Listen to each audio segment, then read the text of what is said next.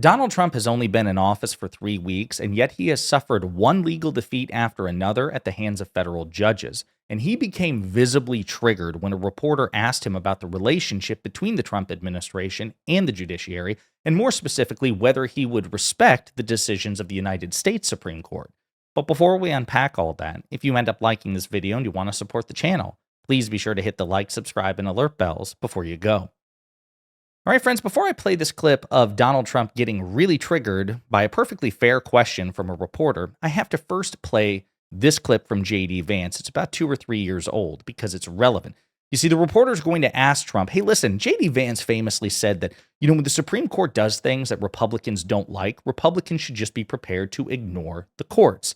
So I want you to hear this statement straight from the mouth of the current Vice President of the United States, and then we'll get to the question posed to Trump. We should just seize the administrative state for our own purposes. Fire every single mid-level bureaucrat, every civil servant in the administrative state, replace them with our people. And then when the courts stop you, stand before the country like Andrew Jackson did and say the Chief Justice has made his ruling, now let him enforce it. So that is the very bold, very aggressive posture of the current Vice President of the United States. Hey, the Supreme Court of the United States does something you don't like, Mr. Republican President. You just stand before the country and give them the finger. That is the posture that J.D. Vance wants Donald Trump to take. And so with that in mind, Trump was asked about this quote from J.D. Vance, given that Trump has suffered, again, back-to-back-to-back legal defeats in just the past 3 weeks at the hands of federal judges. The Vice President suggested that if the Supreme Court rules in a way that you don't like, they can just enforce it by themselves. Do you agree with that? I don't know even what you're talking about. Neither do you. Who are you with? Up close, sir. Who? Up close. Oh, no wonder. I thought they died. Are they still around? I haven't read them in years. I thought they died. All right, go ahead. Who else? Vice President. So that was on Air Force One. The reporter asked him, hey, listen, J.D. Vance has said this. Do you agree with that? And Trump doesn't answer the question. He lashes out. He gets triggered. I don't know. I don't know what you're talking about. Neither do you. Who do you work for? And then he used the same line on this HuffPost reporter that he recently did in response to Time Magazine. Time Magazine, of course, made Elon Musk or put a cover of Elon Musk on their cover sitting behind Donald Trump's desk, the Resolute desk, which is used by the president. The implication being pretty clear that they recognize that Elon Musk is the de facto president of the United States. And when Trump was confronted about this, as we covered in a previous video, he tried to play it off after becoming visibly distressed and said, well, I didn't even know the Time Magazine was still around, even though just 2 months ago he was named Time Magazine's Man of the Year and attended a Time Magazine ceremony and thanked Time Magazine for making him Time Magazine's Man of the Year and said it was a great honor. So either he's cognitively impaired, which is dangerous, or he's an inveterate liar, the likes of which we've never seen, also really bad. Either way, we end up at the inevitable place, which Donald Trump is terrible as president. It's inevitable, and anyone who says otherwise is objectively wrong. But he's president nonetheless, and we have to deal with it. So before I play some other clips, it's important, again, to consider, okay, so why is Trump being so triggered by this question? Well, it suggests that he's, number one, insecure about the back-to-back-to-back string of legal defeats. Number two, it suggests that he is open to the idea of just openly defying the Supreme Court. And we'll get to that because, as you know, if you follow this channel, I have very complicated feelings about the relationship between the Supreme Court of the United States and the other two branches. We'll get to that. But here's another clip from earlier on asking a similar question to Trump, but Trump was less triggered at the time. You suffered a couple court losses, Mr. President, and J.D. Vance said judges aren't allowed to control the executive power. What's your take on that? Well, we're going to see what happens. We have a long way to go, and we're talking about fraud, waste, abuse, and when a president can't look for fraud and waste and abuse, we don't have a country anymore. So we're very disappointed with the judges that would make such a ruling, but we have a long way to go. We have to find all of the fraud that's going on. We have tremendous fraud, tremendous waste, and tremendous abuse, and theft, by the way. And the day you're not allowed to look for theft and fraud, etc., then we don't have much of a country. So no judge should frankly be allowed to make that kind of a decision. It's a disgrace. So again, not as triggered as he was during the first clip, but you can feel the frustration. He is palpably frustrated that he has suffered back-to-back-to-back major legal defeats, even at the hands of conservative judges, one of them appointed by President Ronald Reagan. And again, to give the devil his due, I understand that. Democratic presidents have been frustrated by the rulings of federal judges. And again, as we'll get into, I have very complicated feelings about the dynamic between the Supreme Court of the United States and the other two branches. But the fact of the matter is Trump is either too stupid to understand the facts or he is deliberately lying about the facts such as they are. No judge in any of these cases has ruled that the president or the Treasury Department can't audit itself or can't review its payments and make recommendations to Congress to cut certain things and certain expenditures for waste, fraud, and abuse. That's perfectly fair. And as a matter of fact, if any judge suggested that, that would be insane. I would have a problem with that.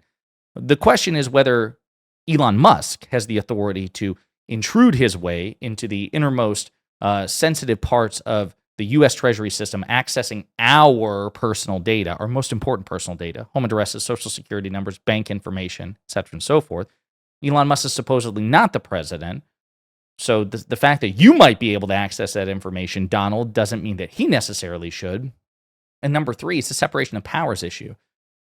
I agree that the executive should be able to review and audit expenditures by the federal government, but it is Congress, not the executive, that has the power of the purse. At the end of the day, if you, Mr. President, say, hey, listen, I don't want to spend this stuff, and Congress says, we want you to spend that stuff, Congress wins every time, and they should win every time, whether we like it or not, because that's in the Constitution. You don't get an equal say over payment. You get some say, but they overrule you. They are always the final hand on top. You can't simply overrule what Congress has ordered you to pay.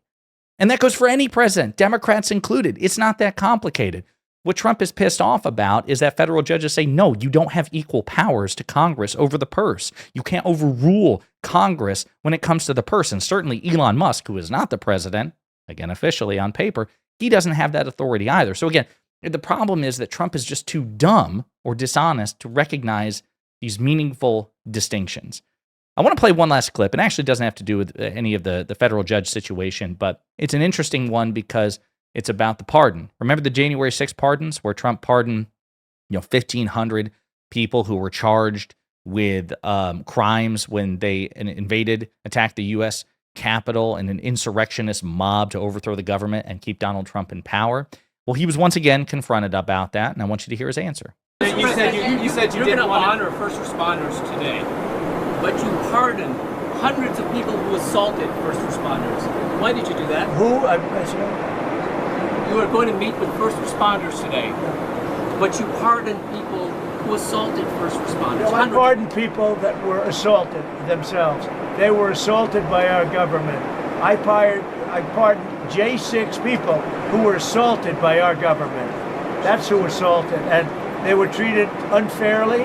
There's never been a group of people in this country, outside of maybe one instance that I can think of, but I won't get into it, that were treated more horribly than the people of J6. So, no, I didn't assault. They didn't assault. They were assaulted. And what I did was a great thing for humanity. They were treated very, very unfairly.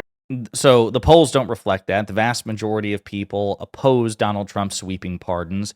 He pardoned everybody charged in relation to January 6th, including the 600 or so who attacked cops. 170 pled guilty to attacking cops. 70 pled guilty to attacking cops with a lethal weapon. And these were those who pled guilty or were convicted. Many more, like I said, 500 or 600 were charged with such things. So no, once again, it's Trump engaging in revisionist history over the fact that he lost a free and fair election. He got his ass kicked by President Biden. He refused to accept the outcome. He plotted for months to overthrow the results via courts of law, then a fake elector scheme, and then finally an insurrectionist mob in order to delay the certification of President Biden's victory in order to get enough Republican lawmakers to try to challenge the results.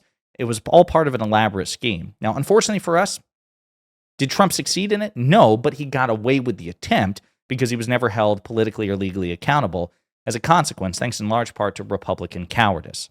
But there you have it. I just want to say in summation, again, because I've talked about this before, my complex issues about the nature of the relationship between the Supreme Court and the other branches. In theory, I don't have any issue with with a congressperson or a president of either party saying, hey, listen, we really need to re-examine the dynamic between the three branches, because I think too often we exist under judicial supremacy, where the Supreme Court, with its right-wing supermajority, can issue edicts to the executive and the legislature, can strike down, federal statute, which is congressional law, can overturn, presidential executive orders, but they themselves are not subject to checks and balances.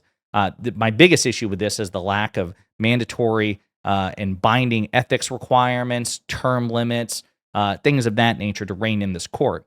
I believe that the Supreme Court should be subject to checks, not simply doling them out. They should have the highest level of binding, ruthless ethics requirements. They shouldn't be able to accept gifts. They shouldn't be able to own stock. They should get their salary and then a pension once they retire.